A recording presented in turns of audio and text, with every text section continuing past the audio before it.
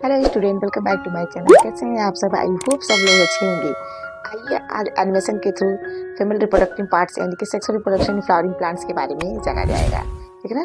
Sexual reproduction in flowering plants के बारे में जाना जाएगा। इस sexual reproduction in flowering plants में अगर देखा जाएगा एनिमेशन के थ्रू आज आपको हम पढ़ाई करेंगे। देखिए बच्चों, इस चैप्टर में अगर देखा जाएगा तो हमें फ्लावर्स के बारे में पढ़ना है, फीमेल रिप्रोडक्टिव पार्ट्स के बारे में पढ़ना है, मेल रिप्रोडक्टिव पार्ट्स के बारे में पढ़ना है। उसके बाद से हमें फर्टिलाइजेशन देखना है, पॉलिनेशन देखना है, सीड का फॉर्मेशन कैसे होता है और आपका फ्रूट का फॉर्मेशन क्या होता है, वो सारी चीज़ों को यहाँ पे देखा जाएगा। जैसा कि इस चैप्टर में अगर देखा जाए sexual reproduction in flowering plants, इसमें टोटल आपके 6 टॉपिक हैं। उन 6 टॉपिक को लाइन बाय लाइन क्लियर किया जाएगा। तो देखो बच्चों, आज हम केवल फ्लावर के बारे में जानेंगे। इसके बारे में फ्लावर के बारे में जानेंगे। तो फ्लावर जो होता है वो हमारे पौधे का अगर देखा जाएगा मुख्य जनन भाग होता है, जो आने वाले समय में क्या होता है, फूल से आपका फल का प्राप्ति होता है। तो पहला क्या है टॉपिक हमारा फ्लावर। तो फ्लावर में अगर देखा जाए बच्चों, तो फ्लावर के आपके 4 भाग होते हैं। बाह्य दल पुंज होता है, दल पुंज होता है, उमंग होता है और आपका जायांग होता है, जिसे सेपल, पेटल, एंड्रोसियम और गैनोसियम के नाम से जाना जाता है। इसमें बाह्य दल जो पुंज होता है वो आपका फूल का नीचे का भाग होता है। दल पुंज जो होता है वो हमारे फूलों का पंखुड़ियों के नाम से जाना जाता है। उमंग जो होता है वो मेल एंड्रोसियम के यानी कि मेल का रिप्रोडक्टिव पार्ट होता है, और जो आपका गाइनोसियम होता है वो फीमेल का रिप्रोडक्टिव पार्ट होता है।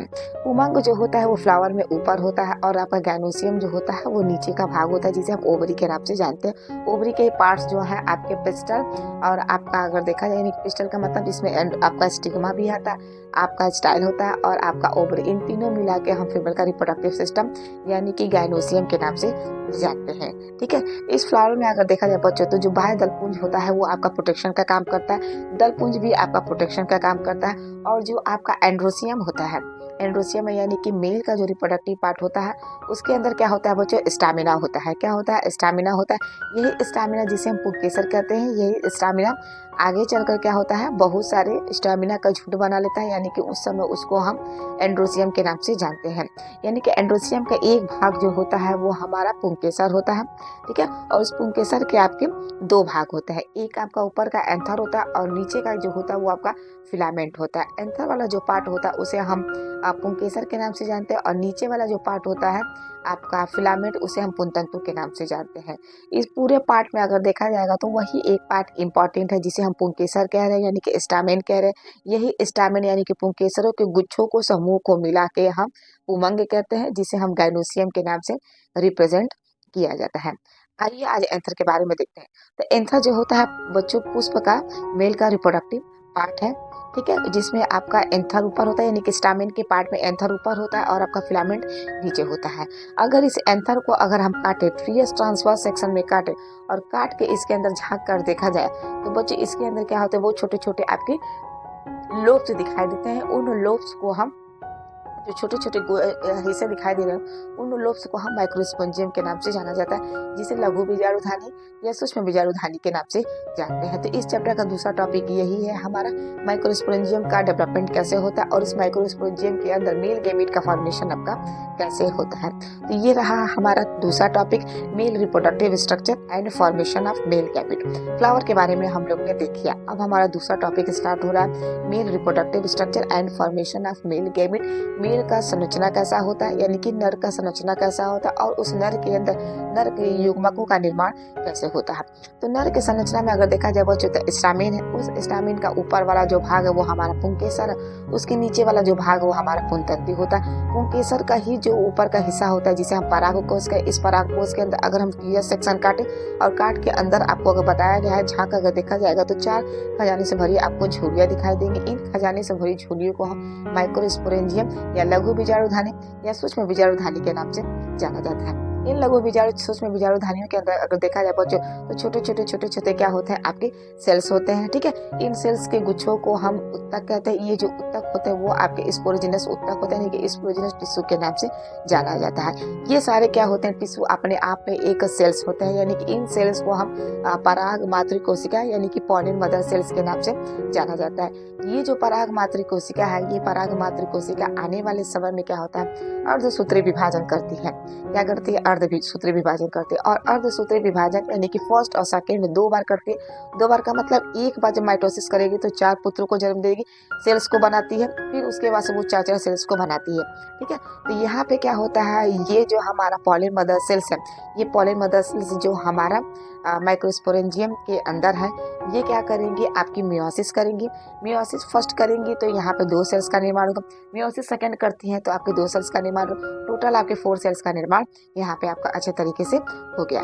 यहाँ पे क्या होगा, जो 4 सेल्स का आपका निर्माण कर रही है, यानी कि उन सेल्स को हम पॉलिन टेट्राड सेल्स के नाम से जानते हैं, यानी कि पराग मातृ कोशिका के नाम से, यानी कि पराग चतुष्क बीजाणु के नाम से जानेंगे। यहाँ पे ये जो चतुष्क बीजाणु है, ये जो आपका चतुष्क बीजाणु होते हैं, ये चतुष्क बीजाणु आपस में क्या हो रहा है बच्चों, ये जो पॉलिन मदर सेल्स है जो बना रही है, बच्चे पैदा कर रही है, ये छोटे छोटे आपके क्या है, परागकण है। और ये जो परागकण है, वो चारों के चारों परागकण अभी आपके अच्छे तरीके से एक दूसरे के साथ चिपके हुए हैं। यानी कि एक आपकी पॉलिन मदर सेल्स मियोसिस के थ्रू 4 पॉलिन्स को डेवलप कर, यानी कि 4 पॉलिन बना रही, और चारों पॉलिन आपस में चिपके हुए हैं। और इन चारों के समूह को हम पॉलिन टेट्राड के नाम से जानेंगे, यानी कि चतुष्क बीजाणु, यानी कि चतुष्क पॉलिन टेट्राड स्पोर्स के नाम से जाना जाता है। ये चारों पॉलिन टेट्राड जो आपके पॉलिन है, आने वाले समय में क्या होता है, यानी कि फेवरेबल जब इन्हें कंडीशन मिलती है तो ये चारों आपके जो सेल्स हैं पॉलिन के, वो आपस में जो चिपके हुए, एक समय ऐसा है कि चारों क्या हो जाते हैं, अलग अलग हो जाएंगे। और उन अलग समूह को हम आने वाले समय में उस परागकण को हम मेल यानी कि पॉलिन ग्रेन के नाम से जानेंगे, क्योंकि कुछ समय पहले ये क्या थे, अभी चिपके थे, लेकिन आने वाले समय में क्या होगा कि चारों पॉलिन आपके अलग अलग हो जाएंगे। इस तरह अगर देखा जाएगा तो हमारे माइक्रोस्पोरेंजियम के अंदर हजार 4,000 5,000 की संख्या में पॉलिन मदर सेल्स होती, पराग मातृ कोशिका होते, और ये पराग मातृ कोशिका आने वाले समय में क्या करते हैं, प्रत्येक 4 आपके पॉलिन्स का निर्माण करती, यानी कि टोटल अगर देखा जाएगा बहुत सारे आपके पॉलिन ग्रेन्स का निर्माण हो जाता है। इस तरह क्या होता है बच्चों, आपके माइक्रोस्पोरेंजियम के अंदर पॉलिन्स का डेवलपमेंट हो जाता है। और ये पॉलिन क्या होता है कि एक फेवरेबल कंडीशन आता है कि ये जो आपका एंथर होता है, और उस एंथर के क्या होते हैं बच्चों, चारों तरफ आपकी 4 दीवारें होती है, जिसे एपिडर्मिस, एंडोथीसियम, मिडिल लेयर और टेपटम के नाम से जाना जाता है। इन चारों को वो रप्चर करके आपकी बाहर निकलती है, और निकलने के बाद क्या होता है कि ये जो आपके परागकण है, ये परागकण फीमेल के स्टिग्मा के ऊपर आपका लैंड करते हैं। तो 2 टॉपिक बच्चों आज हमारा यहाँ पे इसमें क्लियर हुआ। एक हमारा फ्लावर कंप्लीट हो गया, दूसरा हमारा mail reproductive structure and formation of male gamete.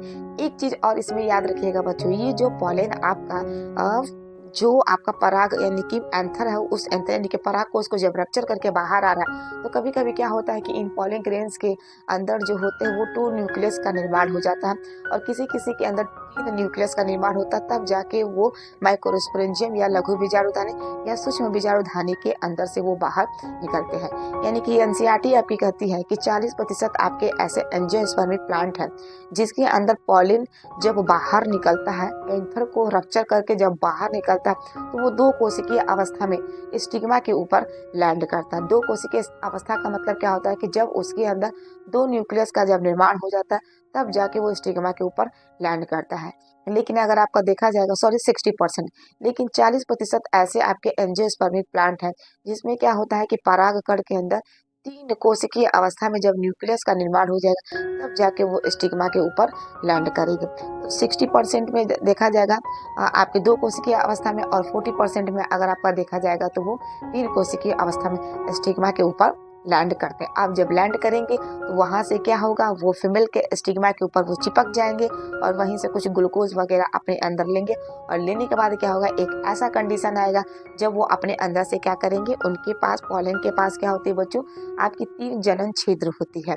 ठीक है ना, 3 जनन छिद्र जिसे जर्मपोर के नाम से जाना जाता है। वो जर्मपोर के रास्ते से ही क्या होती है बच्चों, पॉलन ट्यूब निकलती है, और ये पॉलन ट्यूब क्या होती है, आपकी जो फीमेल का ओवरी है, उस फीमेल के ओवरी के जो आपका ओवरी है, उस ओवरी के अंदर से होते हुए बीजांड यानी कि ओव्यूल के अंडे के साथ वो फर्टिलाइज करेगा, यानी कि जिसके अंदर 2 मेल गैमेट का निर्माण होगा, यानी कि 2 केंद्र का निर्माण होगा, तो उसमें से एक जो होता है वो अंडाशय के जो आपका अंडाशय के अंदर जो आपका बीजांड है, उस बीजांड के अंदर जो आपका 3 कोशिका ऊपर है, 3 कोशिका नीचे है, और बीच में जो आपके 2 पोलर न्यूक्लियर है, वो आपका पॉलन ट्यूब नीचे से होते हुए अंडाशय के अंड कोशिका से जाकर निषेचित हो जाएगा, जिसे हम निषेचन की क्रिया कहते हैं। और दूसरा क्या होता है, नर युग्मक वो भी ऊपर से नीचे से की तरफ होते हुए आगे जाके दो पोलर न्यूक्लियाई से क्या हो जाता है बच्चों, डेवलपमेंट कर जाता है, यानी कि आपका फर्टिलाइजेशन की क्रिया कर लेता है। इस तरह अगर देखा जाएगा तो यहाँ पे डबल फर्टिलाइजेशन होता है। तो इस चैप्टर में अगर देखा जाए बच्चों, आज हमने दो टॉपिक के बारे में बात की। एक आपका फ्लावर के बारे में बात किया, दूसरा आपका मेल रिप्रोडक्टिव स्ट्रक्चर आपका कैसा होता है, और उस मेल रिप्रोडक्टिव स्ट्रक्चर के अंदर मेल गैमीट यानी कि परागकण का निर्माण कैसा होता है।